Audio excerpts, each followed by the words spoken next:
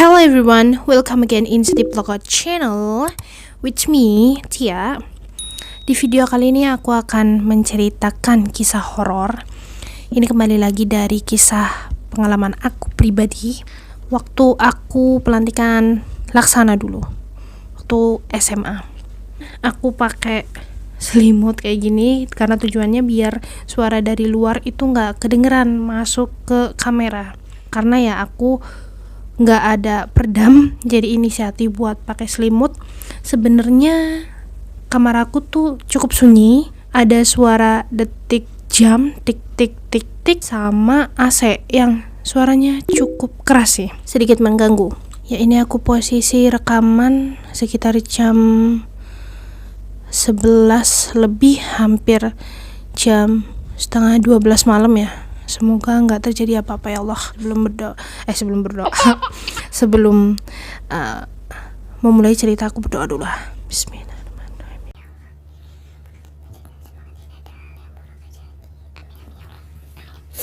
Selesai.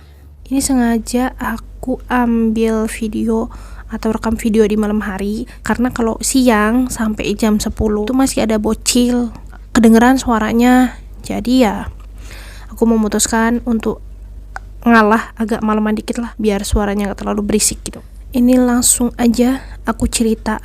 Jadi ini tuh kisah pribadi aku.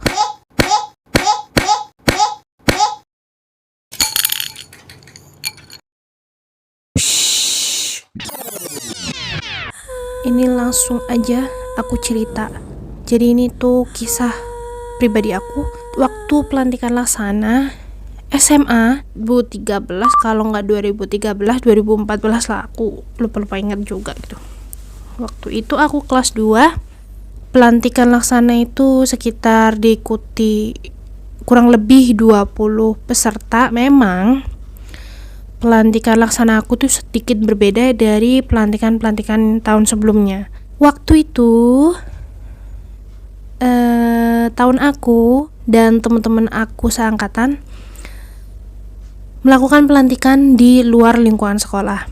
Awalnya memang sedikit ada penolakan dari pembina pramuka, namun karena dibujuk sama para senior laksana, di backing ibaratnya sama alumni laksananya, akhirnya diizinkanlah dengan catatan harus benar-benar dijaga, harus benar-benar di-prepare dengan baik. Akhirnya diizinkanlah sama pembina pramuka di suatu tempat di daerah pegunungan. Dikatakan tidak pernah ada yang mendirikan tenda di situ juga enggak juga, karena ada beberapa pramuka juga yang mendirikan tenda di situ. Adalah beberapa kali itu buat camping gitu. Daerahnya itu masih pegunungan, masih alam banget gitu. Melalui beberapa perdebatan dan melalui beberapa persetujuan dari pembina sama izin atau kepala sekolah, perizinan sekolah gitu, akhirnya diizinkanlah untuk pelaksanaan pelantikan laksana di tempat tersebut. Biasalah kalau misalnya anak-anak pramuka kan ngangkutnya pakai truk ya, kayak sapi.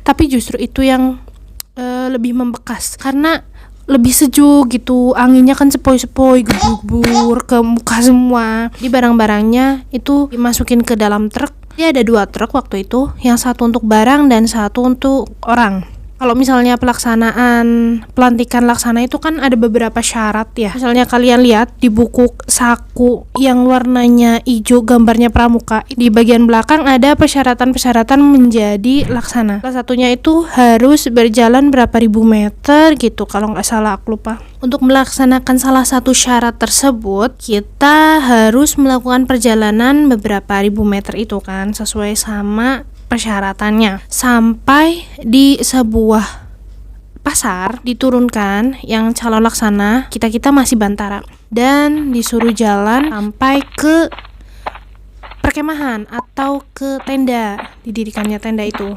Kita turun dari pasar, nggak bawa barang apa-apa sih, karena kan perjalanannya nanjak tuh. Kalau misalnya bawa barang, bawa beban juga kan berat, kasihan juga kan jalan tanpa ada bawa beban.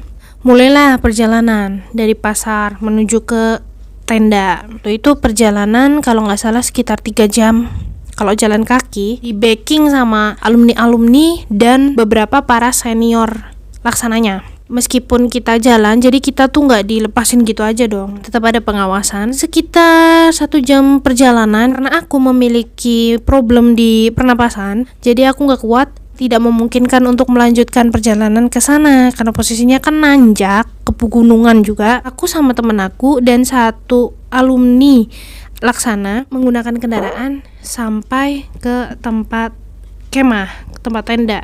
Aku udah sampai duluan tuh kan sama temen aku sama para barang-barangnya. Udah dibawa semua ke tempat tenda dan aku tuh lihat, jadi tuh di sini tuh kayak jalan aspal. Ini tuh bukit buat kita naruh tendanya, dan di belakang bukit sampai ke atas hutan semua, itu udah hutan.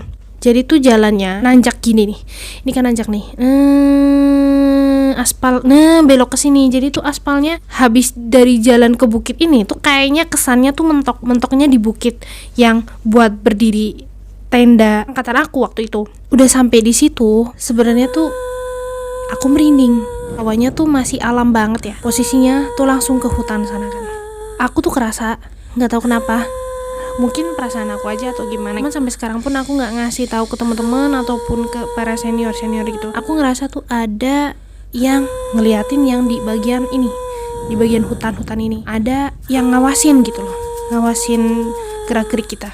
Tapi aku nggak berani ngomong di situ. Posisi kan kita lagi di beda tempat ya. Aku juga takut barangkali nanti akhirnya pada mikir negatif gitu. Kan berangkat pagi, terus udah mulai di pasarnya itu sekitar sore harian, siang menjelang sore, sampai di tempat kemah itu karena perjalanan kurang lebih 3 jam ya kalau misalnya jalan kaki, kemungkinan sekitar sore lah, hampir maghrib gitu kan.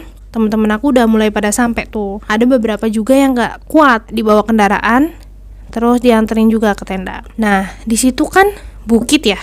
Jadi tendanya tuh cuman buat tenda berdiri. Sebenarnya niatnya buat tidur di situ. Jadi kita tuh untuk cuci, mandi, segala macem dan lain sebagainya itu kita nyewa villa sendiri agak ke bawah gitu. Di villa itu kita buat mandi, buat bersih-bersih diri. Cuman niatnya untuk tidur tetap di tenda. Bawa barang secukupnya buat singgah di villa, buat cuci, mandi dan lain sebagainya, buat bersih-bersih diri lah.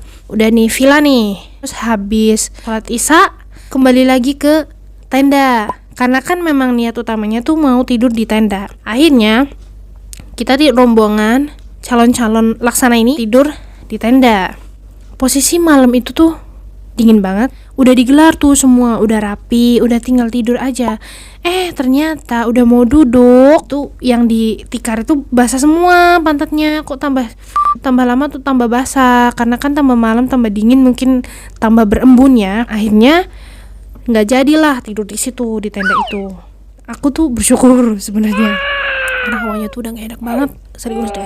Ini aku cerita sambil merinding, serius. Akhirnya nggak jadi kan tidur di tenda, balik lagi ke villa. Setelah istirahat dibangunin sekitar jam 12 malam, kita dibawa ke tenda itu, ke bukit itu, tapi ditutup matanya. Semua anak nggak boleh ngelihat. Kalau misalnya pramuka itu kalau nggak ada jeritan malam atau nggak ada bangun perjalanan malam itu kurang afdol kayaknya ya. Ceritanya kayak mau ambil bed gitu kan. Udah ditutup matanya sampai di situ. Jadi kita tuh harus jalan satu-satu. Jadi kan tadi bentuknya kayak gini nih. Kita tuh pas di tengah sini harus turun ke bawah sana. Itu jalan satu-satu. Tibalah saatnya giliran aku jalan. Itu si kakak-kakak laksananya yang ngarahin itu bilang, jangan pernah menengok belakang, jangan pernah menjawab kalau dipanggil. Lurus hadapan, jalan fokus ke depan. Jangan lupa sambil baca doa, ikutin arahan laksana di step berikutnya. Nurut dong, semuanya kayak gituin juga nurut kan. Mataku dibuka. Jadi tuh jalan turun. Ini di bukit kan, ke sana itu turun. Jadi nanti beloknya sebelah kiri. Jadi kita tuh jalan lurus terus nanti belok kiri. Dan di sebelah kanan itu memang hutan semua, seperti aku ceritain tadi. Yang di belakang sini nih, ini hutan semua nih, udah nih sampai sini nih, ini hutan itu, udah lebat itu, tinggi semua pokoknya. Aku jalan kan, aku rasa tuh kayak ada yang aneh di perbelokan, ya kan harusnya belok kiri aja kan, tapi tuh kayak samar-samar kayak ada jalan kecil sebelah kanan. Cuman karena aku dapet wanti-wanti dari seniornya, ikuti arahan senior di step berikutnya. Jadi kan aku nyari yang ada kakak laksananya kan. Ternyata yang ada laksananya tuh duduk di sebelah kiri. Nah, akhirnya kan aku ikutin. Terus sampailah di tempat pengambilan bed. Teman-temanku tuh udah mulai datang. Belakangnya aku lagi udah mulai datang.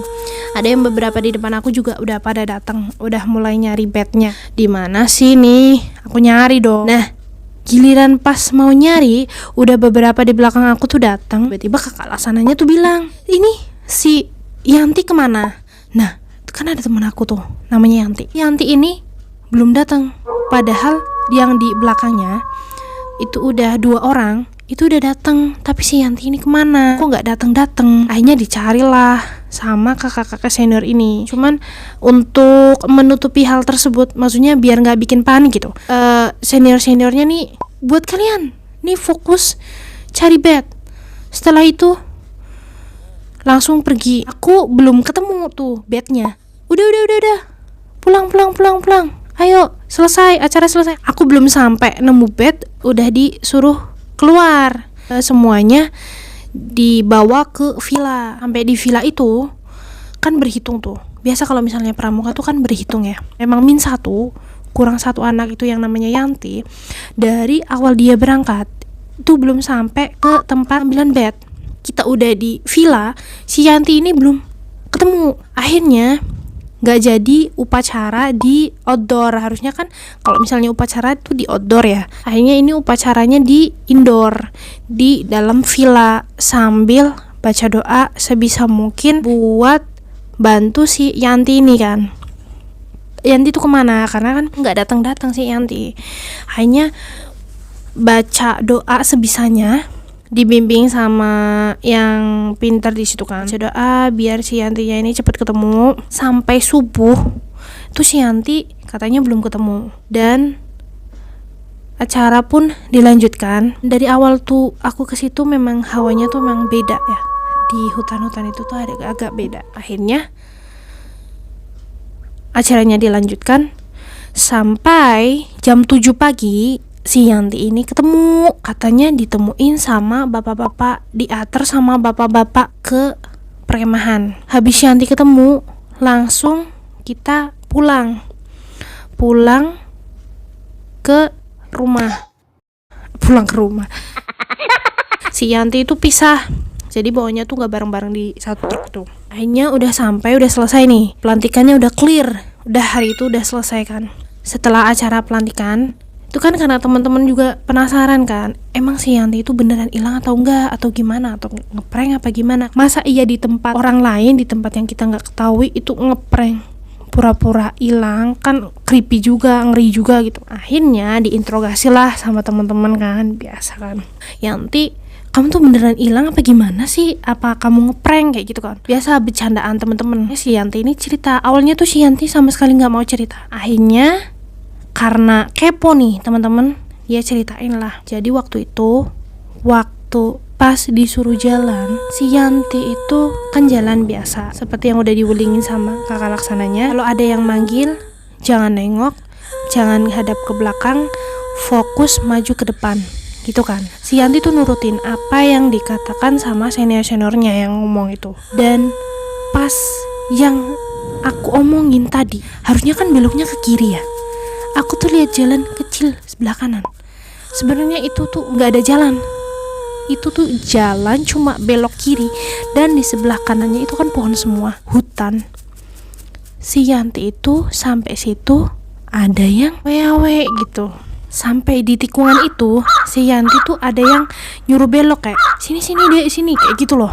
Dan beloknya tuh belok ke kanan katanya si Yanti gitu. Padahal si Yanti tuh lihat sebelah kiri itu ada laksana yang dia kenal, tapi laksananya itu nggak lihat kalau ada Yanti lagi jalan di situ dan si Yanti udah disuruh belok kanan, akhirnya belok aja ngikutin. Di bayangannya si Yanti itu yang nyuruh itu pakai baju pramuka dan akhirnya si Yanti tuh ngikutin. Sebenarnya tuh dia jalan sambil mikir, kok jalannya jauh banget ya? Perasaan gak sejauh ini deh kayaknya. Ini bener gak sih jalannya ke sini? Selama perjalanan itu kan dia baca doa, terus baca doa, katanya dia bismillah, bismillah, karena dia sadar tuh sebenarnya itu kayaknya jalannya aneh gitu. Tapi kok dia laluin aja. Terus di belakangnya tuh kerasanya ada yang ngawasin, dikiranya dia itu kakak seniornya, ada yang ngikutin di belakang gitu. Kayaknya dia pede aja kan jalan, tapi tambah ke dalam kok tambah ke hutan, kayak tambah gelap. Akhirnya si Yanti tuh jalan, terus jalan sampai di ujung tuh dia lihat ke bawah, kok kanan kiri makam semua. Itu tuh ternyata hampir perbatasan ke hutan lepas sana. Si Yanti tuh sadar, wah ini tuh kayaknya nggak beres, kayaknya ini bukan tempat yang benar. Nah, si Yanti tuh baru ngomong kayak gitu kan, kok kayak kanan kirinya ada rambut ngikutin kanan kiri war kayak gitu. Akhirnya dia sadar, terus dia berhenti dan bener dia udah sampai di tengah hutan. Dia buru-buru cepet-cepet balik, langsung dia nyari aspal, nyari jalan lebar. Akhirnya dia sampai di jalan lebar itu dan perjalanannya ternyata di pasar masih ke bawah lagi. Harusnya kan dari pasar ke atas itu sekitar 3 jaman ya. Ada bapak-bapak lagi naik motor lewat, terus dia lihat si Yanti lagi jalan, katanya, "Mu sama bapak-bapak." Ditepok lah, "Pok, Nok, kok sendirian? Kamu dari mana?" Ditanyain, hanya dijelasin, "Aku lagi pelantikan pramuka, Pak, di sini, di sana atas." "Loh, kok sampai sini? Kamu sama siapa?" "Ini sama Laksana di belakang." Setelah nengok nggak ada apa-apa kan. "Hah, Laksana mana?" Pikirnya bapaknya, "Kamu sendirian dari tadi jalan, nggak ada temennya, makanya saya nyamperin kamu. Kamu tuh dari mana? Ayo saya anterin pulang." Untungnya bapak-bapak itu baik dan akhirnya dianterin pulang lah sama si bapak itu ke perkemahan. Di situ si Yanti juga agak linglung, ditanyain juga kayak sedikit setengah nggak percaya gitu loh. Yantinya tuh cerita memang awal sebelum perjalanan dia kan memang lagi haid, udah rasa nggak enak di badan, terus di jalan tuh dia emang udah sering melongo, udah sering ngelamun. Akhirnya sampai di titik dimana dia jalan sendirian dan menghilang. Syukurnya si Yanti tuh masih selamat, karena sebelumnya pernah ada anak yang pramuka juga di situ, tapi ada anggota yang hilang dan gak kembali sampai sekarang. Itu pengalaman yang sangat banget, dan kita semua tuh masih bersyukur Yanti masih diberikan keselamatan, masih sehat walafiat tanpa ada suatu kurang apapun. Dan untuk menceritakan hal tersebut pun Yanti susahnya minta ampun. Kayak misal gak dedes banget, itu dia gak mau cerita karena dia tuh masih takut, dan menceritakan kayak gitu gemeteran gitu. Di situ semua merinding. Aku juga merinding, ya Allah. Udah ceritanya udah selesai. Udah sampai situ aja. Itu cerita pengalaman pribadi aku. Barangkali buat kalian ada kisah pribadi yang bisa aku angkat, kalian bisa DM via Instagram. Kalau misalnya kepanjangan bisa via email, nanti aku sempatin di sini, atau bisa juga di kolom komentar. Langsung aja buat kalian cerita-cerita mistis atau pengalaman pribadi biar bisa aku ceritain di sini. Terima kasih buat kalian yang udah mau mampir dan mau dengarkan cerita ini. Jangan lupa untuk klik subscribe-nya, klik like jika kalian suka video ini. Kalau habis nonton, jangan lupa di klik subscribe-nya buat memicu semangat aku terus untuk tetap upload video meskipun kadang buntu gitu. Meskipun ini spontan dadakan aku buat kayak gini. Merinding banget. Semoga nggak ada apa-apa. Oke, sudah jam berapa sih ini? Udah jam 12:30. Bentar lagi jam sakral 1 sampai jam 3. Oh my god. Udah. Oke, terima kasih buat kalian yang udah mau mampir dan mau ngeklik video ini. tunggu video-video aku selanjutnya. Jangan lupa subscribe. Bye. I don't ever slow up, no I don't take shit. I got no love for the fakeness. If you wanna play tough and wanna hate this, I'll always show Apa ini? Aduh, bingung kan mau apa. Saya sebentar.